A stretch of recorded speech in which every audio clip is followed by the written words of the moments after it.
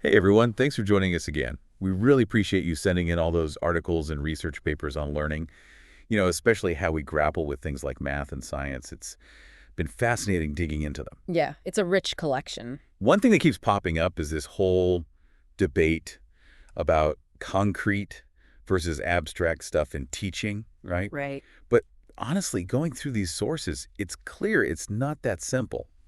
It's not just pick one or the other, is it? Not at all. It seems like the real sweet spot might be in figuring out how to move smoothly between them. Exactly. And that leads us to this really intriguing idea we found. Concreteness fading. Yes, concreteness fading. Okay, so I'm already curious. It's not just about using concrete things sometimes and then abstract stuff other times, right? There's more to it. You got it. It's about starting with something very concrete, something you can really grasp, and then deliberately shifting step by step towards more abstract representations of that idea. Like a gradual process of letting go of the concrete, heading towards the abstract. Precisely. And the research you sent actually outlines a clear three-step progression for this. 3 steps. Tell me more. Okay, so picture this.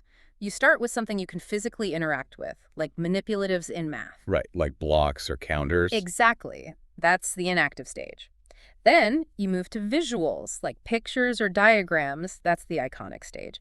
And finally, you land at the symbolic stage, where it's all about abstract symbols, like numbers or formulas. So it's like a journey from hands-on to pictures to symbols. Precisely. So the real goal of this deep dive is to understand why this fading, this gradual shift from concrete to abstract could be so powerful, not just for understanding something new, but for being able to actually use that knowledge in different situations, even situations you haven't encountered before. Exactly.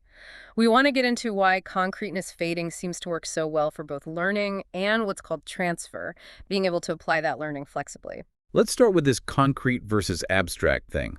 Why do we even use concrete materials in the first place? I Hmm. mean, it feels intuitive, right? Like using blocks to teach kids how to count. Yeah, it feels natural. And there's actually a lot of research to back it up. Your sources highlight a few key benefits. First, concrete materials, whether they're objects, pictures, or even simulations, they can tap into what we already know about the world. Right, it's like building unfamiliar ground. Exactly. Then there's the action part. When you use concrete materials, you're often doing something physical, or at least imagining yourself doing it. And that action, that embodied experience, can really strengthen learning and memory. So it's not just seeing the blocks, it's moving them around, grouping them, Yeah. counting them. That helps solidify the idea of numbers. Precisely. Third, with concrete materials, you're often actively constructing your own understanding. You're not just passively absorbing information, you're building knowledge through hands-on experience. It's more engaging, more exploratory. Definitely. And finally, let's not forget that our brains are wired for visual processing. A huge chunk of our cortex is dedicated to it. Concrete materials, especially pictures, can really tap into those visual pathways. Okay, so concrete materials have some strong points. But some of the articles pointed out potential downsides too. What are some of the concerns with relying on them too much? One issue is that they often come loaded with irrelevant details, things that might be visually interesting but don't actually matter for the concept you're trying to teach. These distractions can pull focus away from what's important. I could see that. Yeah, Like, if you're using really detailed toy animals to teach about sets, kids might get caught up in the animals themselves and miss the point about grouping. exactly. Another problem is that sometimes the concrete object itself becomes the focus, not the abstract idea it's meant to represent. So they're playing with the blocks, but not really thinking about the mathematical principles behind them. Yeah. And maybe most importantly, relying too heavily on concrete materials can make it hard to apply that knowledge to new situations. The learning can become too tied to that specific context. It gets stuck there, doesn't transfer easily. Right. Several researchers, like Belenky and Schalk, and studies by Kaminsky, Udall, and others, highlight these potential pitfalls of sticking with concrete stuff too long. So what about the flip side, abstract materials? What are their strengths and where do they fall short? Abstract materials are all about stripping away those extra details. They're streamlined, focusing on the bare bones, the core structure of a concept. So they're efficient, getting right to the heart of the matter. Exactly. This makes them really flexible. They can be applied to a wide range of problems. Think about a mathematical formula like the Pythagorean theorem. It's concise, and it works in tons of different situations. Powerful stuff. Researchers like Kaminsky, Sun, and Udall, they point out that abstract materials force you to think about the underlying relationships, not just surface features. But of course, abstract materials have their own limitations. I'm guessing it's the opposite problem. They might be too far removed from any real-world understanding. You nailed it. Learning solely with abstract materials can lead to inefficient problem solving, a kind of rigid thinking, and even illogical errors. You can have students who can manipulate symbols on paper, but don't truly grasp what those symbols represent in a practical sense. So they're following the rules but missing the meaning. Exactly, and without that connection to a more grounded understanding, you risk them just pushing symbols around without any real comprehension. This is where concreteness fading comes in, bridging this gap. Okay, so both concrete and abstract materials have their pluses and minuses. Let's dig deeper into this concreteness fading idea. You mentioned it's about getting the best of both worlds while minimizing the downsides. Exactly. Concreteness fading, as Brunner, one of the pioneers in this area, pointed out back in 1966, offers a way to link those two worlds. It's all about a gradual, deliberate process, moving from concrete to abstract. It's not just about showing both, it's about a planned transition. And this three-step progression is key, right? Enactive, iconic, symbolic. Can you walk us through it again, maybe using Brunner's classic example of teaching the concept of two? Sure. So, an active stage, you might use two real apples. The learner can see them, touch them, arrange them. Then you fade to the iconic stage, where you replace those apples with a picture of two darts. Still visual, but a step away from the physical. Finally, you hit the symbolic stage, representing two simply with the numeral 2. So it's about systematically stripping away the concrete, moving towards that abstract symbol, and it's important that it's a progression, not just showing all three at once. Absolutely. While using multiple representations can be helpful, simply presenting them all together doesn't necessarily help learners connect the dots. Concreteness fading, on the other hand, provides a clear pathway, with the concrete serving as the anchor, the reference point for the more abstract representations. It's about building a mental link between them in a specific direction, from the concrete to the abstract. Okay, so why is this gradual fading thought to be so effective for learning and for being able to apply that learning in new situations? What are the theoretical benefits here? Well, one big one is that it helps us make sense of those sometimes confusing abstract symbols. Think about it. Abstract symbols like an equal sign or a chemical formula, they don't inherently mean anything on their own. Right, they're just symbols. Exactly. Concreteness fading helps us ground those symbols in something we already understand, those initial concrete examples. This grounding helps build a deeper, more flexible understanding. It's like creating a mental dictionary where the abstract symbol's definition comes from its connection to the concrete example. Exactly. The research you sent even had a study by Sherman and Bizance showing that kids who worked with concrete objects first did better on symbolic math problems later. They understood the equal sign as representing balance because they had physically experienced things balancing. So it gives the abstract something concrete to hold on to. Right. And this ties into the second theoretical benefit, the idea of embodied cognition.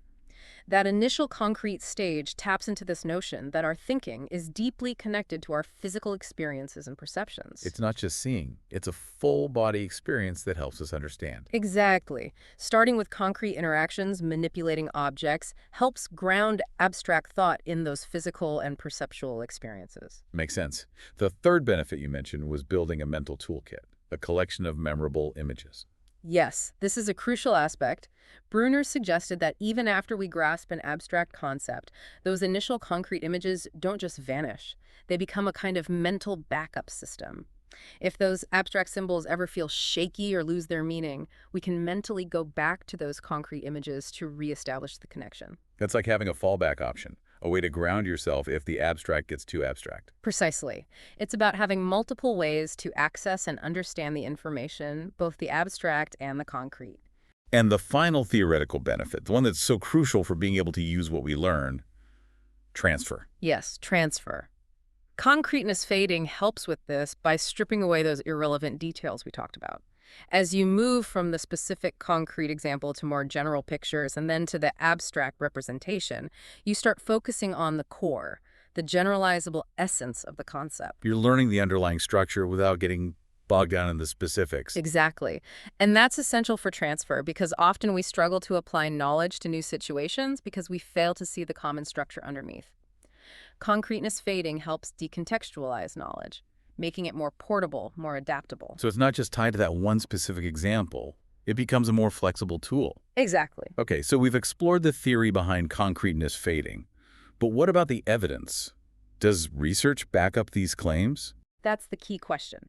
The studies you shared offer a good overview. While direct evidence specifically for that three-step concreteness fading model is still emerging, especially in fields like math and science, there's a lot of indirect support. Like the proven benefits of using multiple representations and the idea of fading instructional support as someone gains mastery. Exactly. We know seeing a concept represented in different ways can help us grasp its deeper structure. And gradually reducing the scaffolding as someone learns is a well-established educational principle. Concreteness fading aligns with these broader ideas. The articles also mentioned some more direct findings, studies where learning progressed from concrete to abstract, even if they didn't perfectly match the three-step model. Right, like Codingner and Anderson's work with a computer tutor that had students moving from concrete word problems to more symbolic representations, showing significant learning gains. Or Scheider's research, where animated examples that transition from concrete to abstract led to better application of knowledge. And those physics simulations, too, where moving from concrete visuals or physical models to abstract simulations showed benefits. Exactly. But you're right, these weren't always perfect examples of concreteness fading. Sometimes it was only two stages, or the control groups weren't ideal.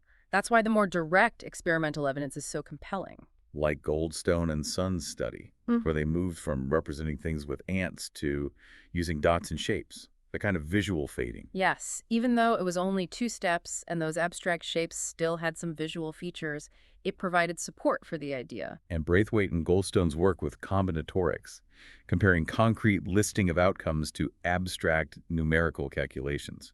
Starting concrete led to better transfer there, too. Exactly. Though it's worth noting that both the concrete and abstract approaches in that study were still somewhat abstract. It was more about different ways of representing the same information. Then we have McNeil and Fife's research on modular arithmetic, which used the full three-step progression. That was pretty convincing. The group that went from meaningful images to faded images to abstract symbols showed the best transfer over time. Absolutely.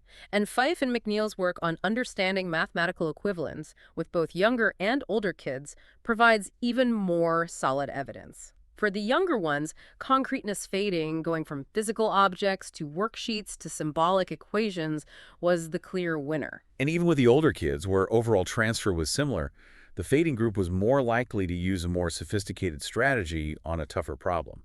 So it's not just about getting the right answer, it's about deeper understanding. Exactly. And the fact that the group that started abstract and then went concrete didn't do as well is really telling. It really emphasizes the importance of that specific progression.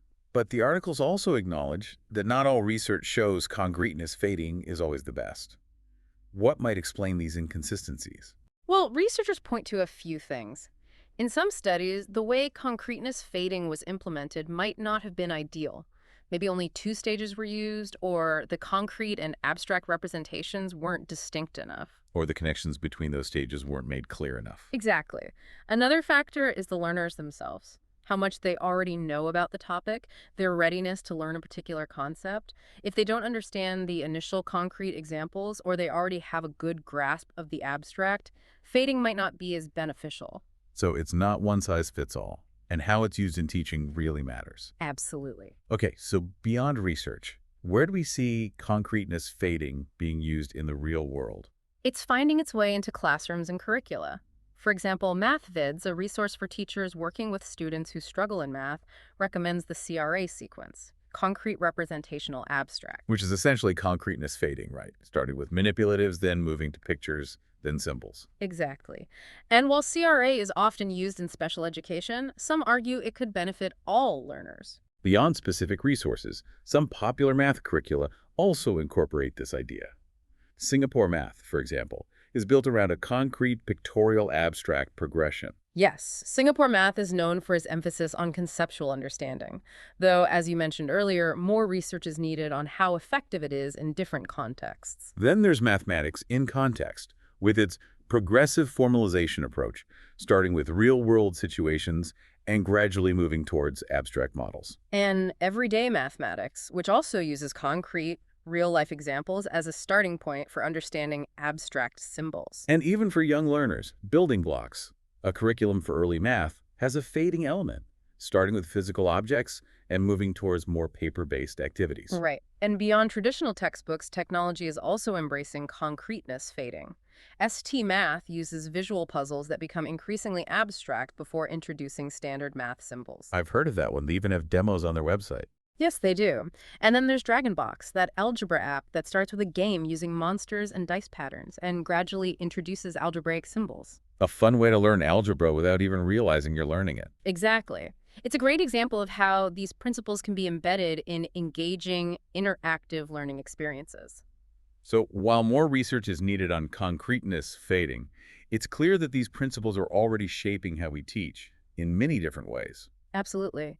And as we look ahead, there are still important questions to answer. We need a deeper understanding of why concreteness fading works when it does. The artists touched on some possibilities, helping us consistently interpret information, see patterns, ground abstract ideas in intuition. Right. There's also the idea of prototype fading, starting with a clear example and gradually introducing variations.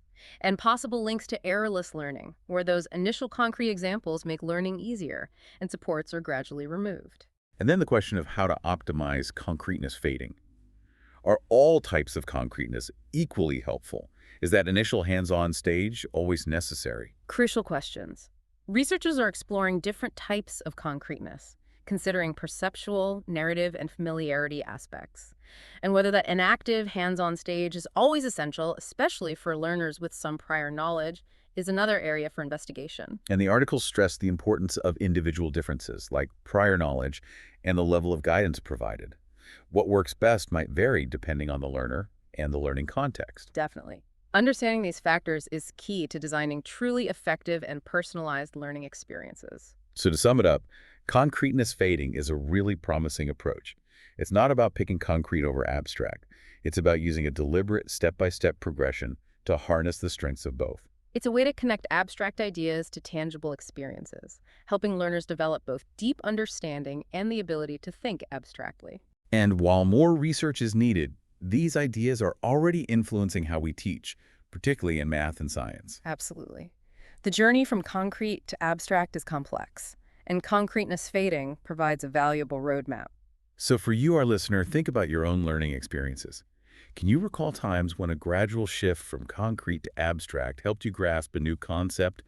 Maybe consider subjects you struggled with. Could a more grounded, step-by-step approach have made a difference? It's something to ponder. Thanks for joining us on this deep dive.